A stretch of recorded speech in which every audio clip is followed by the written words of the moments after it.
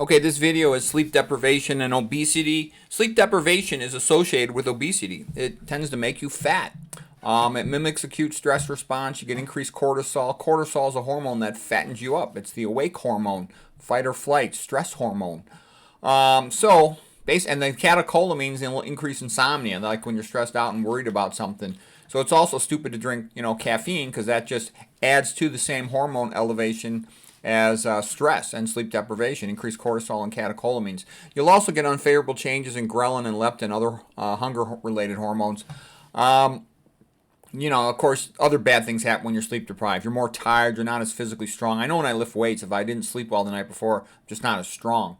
You have less energy. You'll be more likely to say, well, I'm tired. I'll skip my workout today too. So you end up exercising less. The big danger too of sleep deprivation is you're more impulsive. You get pissed off more easily, and you say things you'll regret later more often when you're sleep deprived.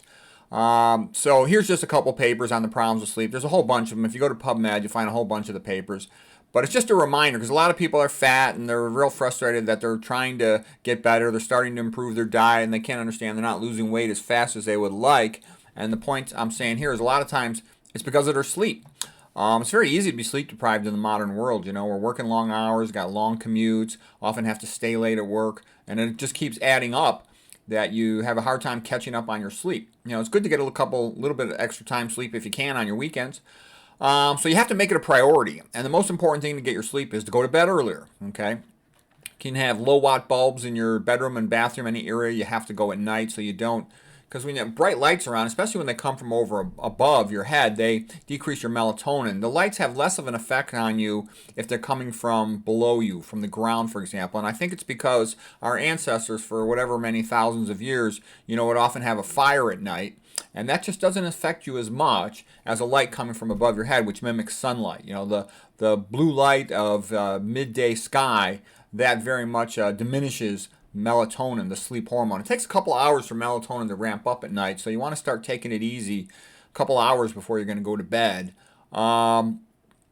Shouldn't have any electronics in the bedroom, especially you don't want any blue lights. Like if you get an alarm clock, get it with a red light. Like they put all the nocturnal animals in a red light thing at the zoo. You don't want a blue light because that mimics midday, afternoon sky blue and diminishes your melatonin, your sleep hormone, okay? The bedroom should only be for sleep and for making the two-back beast. You don't want to be doing other things in there as a habit. Not too much liquids at night, or you have to wake more often to void. You want to keep the room dark. Just enough light in there that you can see the wall so you don't bump into things, and you have a clear path to get to the bathroom if you need to wake and void. If the house is noisy, you can put the furnace on, or you can have one of those air filters. Again, they sort of distract you from the noise of the house, the barking dogs or family members talking. I used to like having the room a little cool when I would sleep, and that tends to be what most people like. But I also know, I'm getting a little older, and like a lot of men, I'll often have to wake at least once to void because of the prostate. And what I'm saying is, what I found is, if I turn the heat up, I sweat a little bit at night, and I don't mind it at all.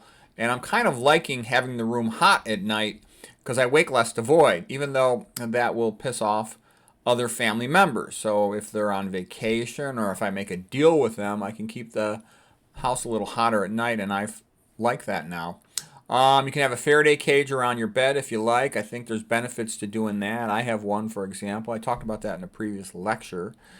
I think I called it my no EMF bed. You can avoid unnecessary stress at night. Like, don't watch BS on TV that stresses you out. Don't get into unnecessary stressful conversations if there's no point in them.